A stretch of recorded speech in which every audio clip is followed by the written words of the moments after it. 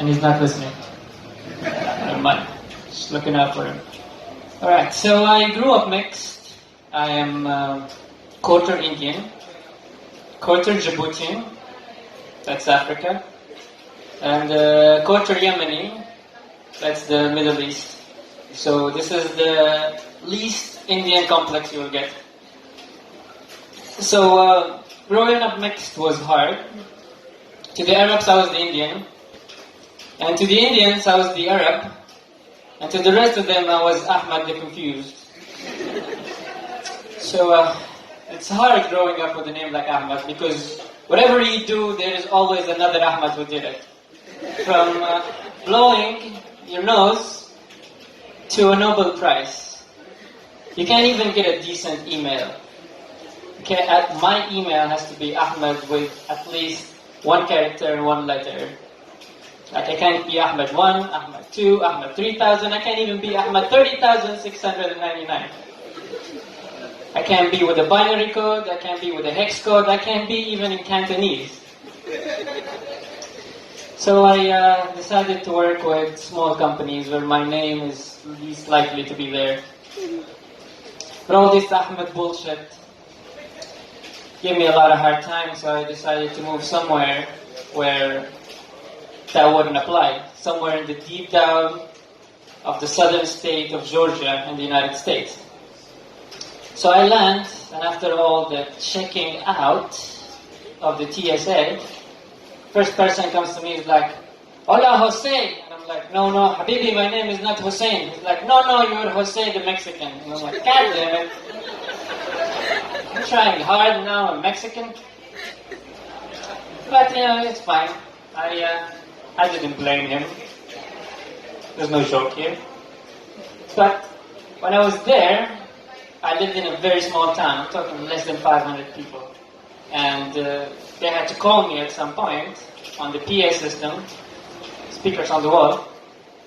And usually they use your last name. They said Mr. Jackson, Mr. Stevens, Mr. Andrew. When they got to me, they said, Mr. And I just stood up. And the teacher looked at me and was like, "Well, hold on a second. Your last name ain't Mr. And I'm like, yeah, if she has to think about it, it's probably me. There's only 200. Alright. Just check. What was that? Damn it, you broke it. So, I had to check. No, they had to check. I didn't have to check, I was sure. But I wanted something with my name. I wanted a nickname.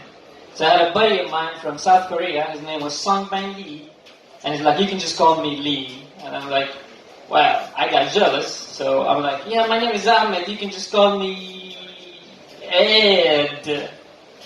Maybe I should have went with Jose, that was a given for me already. It's fun. So I decided to leave.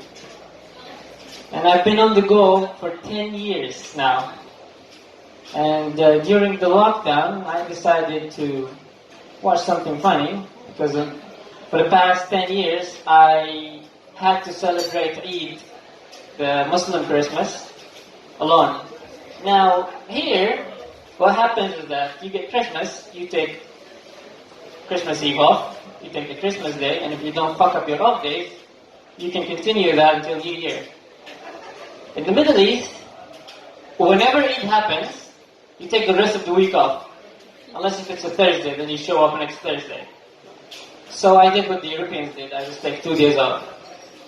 And I watch funny videos on YouTube. And of course, you get advertisements. And YouTube really likes to fuck with me.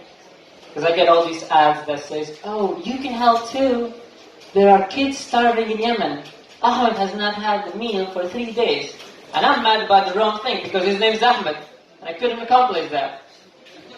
I know it's dark, but the second ad that I got was about food delivery. So we all learned something from the lockdown. I also learned that you cannot trick YouTube algorithm by playing videos of ads, making sure that YouTube will be bored of you. But the one thing I learned is that we all learned how graphs work from this lockdown, how a logarithmic scale work, how flattening the curves work, which is dangerous because I get paid to do all these things. But I did learn one last thing, which is that the coronavirus, unlike me, is privileged. It can enter your country without a visa. That's my time. Thank you.